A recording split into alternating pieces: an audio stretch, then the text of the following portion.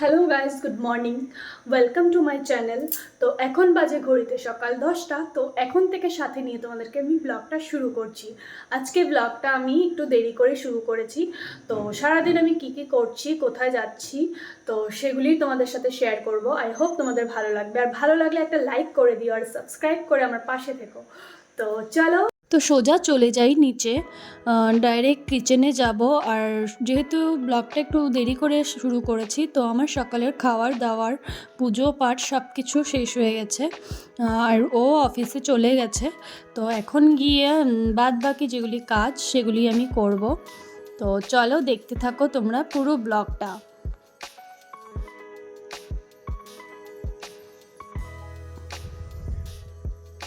তো কিচেনে এসে দেখো আমার কিচেন পুরো উল্টা পাল্টা হয়ে আছে, যেহেতু সকালের খাবার খেয়ে সবাই চলে গেছে। যেগুলি জিনিস যেখানে জিনিস সেখানে নেই, সব অগোছানো হয়ে বাসনপত্র সব ছড়িয়ে ছিটিয়ে রয়েছে। তো এগুলি সব এখন পরিষ্কার করতে হবে। তো চলো এগুলি পরিষ্কার করে নিই। তো আগে যেগুলি বাসনপত্র ডাইনিং টেবিলে ছিল, সেই বাসনপত্রগুলি আগে ধুয়ে নেব, পরিষ্কার হয়ে যাবে, তাহলে একদিক আমার হয়ে যাবে। আর আমি আমার অরিজিনাল ভয়েস কেটে দিয়েছি, কারণ সেখানে না প্রচুর সাউন্ড হচ্ছিল, পাশের ঘরে কাজ হচ্ছিল, তার জন্য প্রচণ্ড সাউন্ড হচ্ছিল। তাই আমি অরিজিনাল ভয়েস কেটে দিয়ে আবার দিতে হয়েছে আমাকে। তো গাইস, স্বপ্ন দেখা কি খারাপ? জীবনে বড় কিছু অর্জন করতে শুধু পরিশ্রমেই যথেষ্ট নয়, তোমাকে স্বপ্নও বড় দেখতে হবে। এই যে আমি ইউটিউব চ্যানেলটা খুলেছি, আমি গত 2-3 বছর ধরেই ইউটিউব দেখছিলাম। তো তখন সেগুলি দেখেই আমারও ইচ্ছে হয়েছিল কোনো না কোনোখানে যে আমিও একটা চ্যানেল খুলবো, আমিও ব্লগ দেবো। কিন্তু প্রথম আমার খুব ভয় করতো, আর লজ্জা লাগতো যে কে কী বলবে। কিন্তু তারপর সাহস করে আমি ইউটিউব চ্যানেলও খুলেছি, এবং ডেইলি এখন ভ্লগও দিচ্ছি। কিছু না কিছুর ভ্লগ হলেও দিচ্ছি। জানি সেরকম ভালো হয় না আমার ভ্লগ, কতটুক মানুষে পছন্দ করবে কি করবে সেটা পরে দেখা যাবে। কিন্তু আমি নিজের কাজ নিজে নিয়মিত করে যাই না, তারপর দেখা যাবে কি হবে পরে। জীবনে সফল হতে গেলে ব্যর্থতা তো আসবেই। নিজের উপর আত্মবিশ্বাস থাকলে সেই ব্যর্থতাকে জিততে শিখে যায় মানুষ। আর যেদিন ব্যর্থতাকে জিততে শিখে যাবে, সেদিনেই তুমি সফল হয়ে যাবে। তো সেটাই আমার বিশ্বাস রয়েছে। তো সেই বিশ্বাসে আমি আজ পর্যন্ত কাজ করে যাচ্ছি। আর আগের কথা আমি বলতে পারছি না কি হবে কি না। তো অনেক কথা বলে ফেলেছি তোমাদেরকে, কি বলছি আমি, আর অনেক জ্ঞানও ঝেড়ে দিচ্ছি। তো তোমরা প্লিজ কিছু মনে করো না আমার কথায়। তো তোমাদের সাথে গল্প করে করে আমার কাজগুলিও শেষ হয়ে গেছে প্রায়। তো ঠাকুরের বাসনগুলি প্রায় কমপ্লিট হয়ে গেছে ধোয়া। আর এখন এগুলি করে রান্নাঘরে যাব, রান্না করতে হবে। আজকে বলেছিল পোলাও খাবে, পোলাও আর চিকেন, তো সেটাই বানাবো। তো বাসন্তী পোলাও আমি কখনো আগে বানাইনি, আজকে প্রথমবার ট্রাই করব। তো জানি না কেমন হবে, তো তোমরাও দেখো।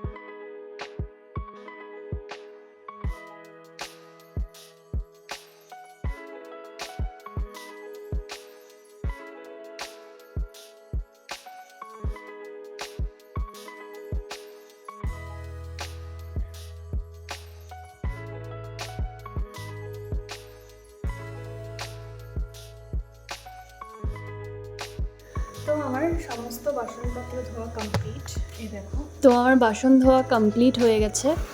আর এখন এখানে দেখো আমাকে ফুল এনে দিয়েছে, যেহেতু বাড়িতে গাছে একেবারে ফুল নেই আমাদের, তাই কিনা ফুলই দিতে হয় ঠাকুরকে। তো গাঁদা ফুলের মালা এনে দিয়েছে, 3টা আছে এখানে মালা। তো সেগুলিকে রেখে দিচ্ছি এমনি, আজকে আর ধোয়াধুয়ি করবো না। এমনিতে আমি যখন পুজো দিতে যাই তখন প্রত্যেক দিনই একটা একটা ফুল ধুয়ে আমি তারপরেই ঠাকুরকে দিই।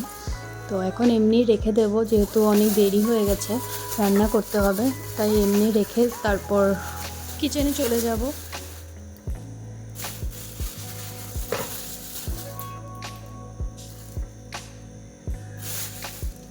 তো কমপ্লিট। এদিকে পান এনেছিল, পানটাকে একটু জল দিয়ে ধুয়ে রাখলাম।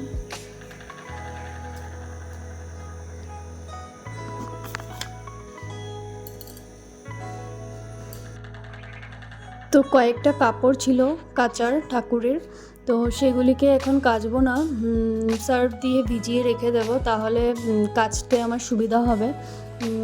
নোংরাগুলি সব উঠে যাবে, ভিজিয়ে রাখলে একটু সুবিধাই হয়, নোংরা থাকে না বেশি। আর ঠাকুরের কাপড় বেশি নোংরা হয়ও না যদিও, কিন্তু এখন আমি ধুবো না এসব, অনেকটাই লেট হয়ে গেছে, তাই এগুলি একেবারে সার্ফের জলে ভিজিয়ে তারপর আমি চলে যাব রান্নাঘরে।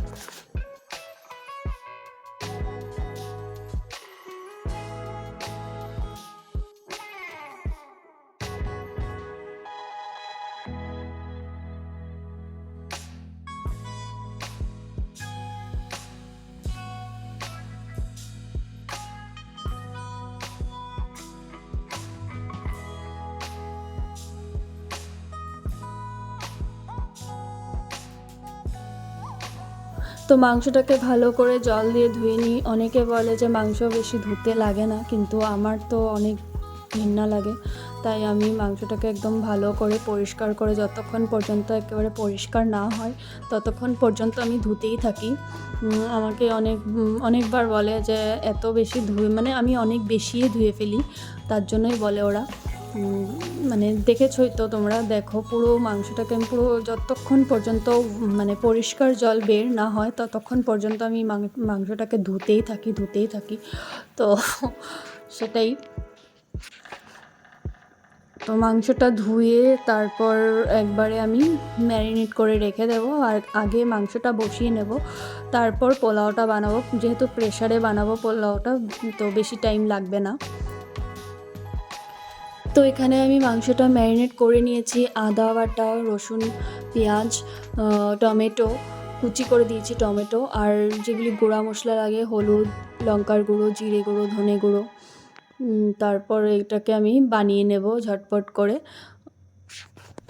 তো আমি ফাইনালি রান্নাটা বসিয়ে দিয়েছি। তো ঠিক আগে আলুটা ভেজে নিচ্ছি, তারপর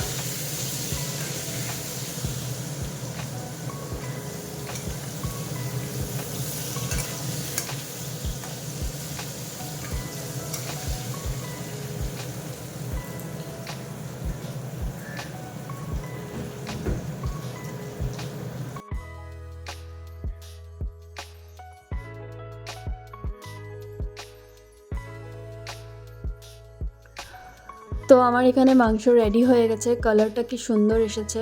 তো চলো এখন আমি চালটা ঝটপট ধুয়ে নিই। তো চালটাকেও আমি সেম একইভাবে একদম ভালো করে ধুয়ে নিই, যতক্ষণ পর্যন্ত হোয়াইট জল না বের হয়। অনেকে বলে এই চালগুলি বেশি ধুতে না, কি স্যান্ড বলে চলে যায়, কিন্তু আমার দ্বারা হবে না, স্যান্ড চলে গেলেও আমার ধুতেই লাগবে, কারণ আমার কেমন জানি মানে লাগে যদি ভালো করে না ধোয়া হয়, তাই আমি পরিষ্কার করে ধুয়ে নিই।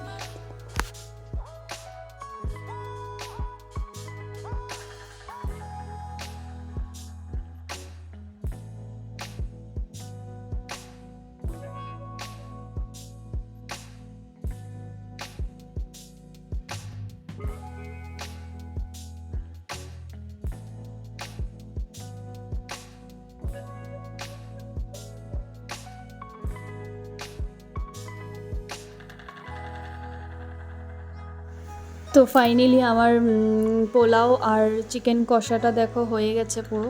পোলাওটা একদম ইজিভাবে আমি বানিয়েছি।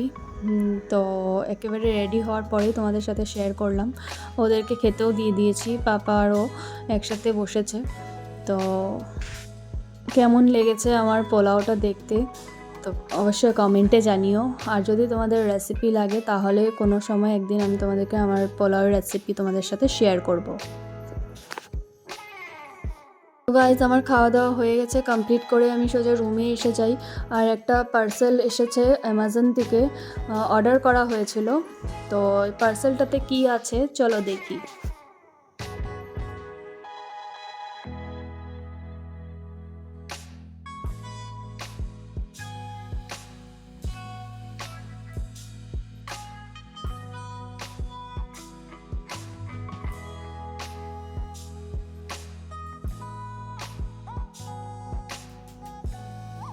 তো এখানে এসেছে অ্যাপেল সাইডার ভিনেগার, দুটো নিয়েছিল।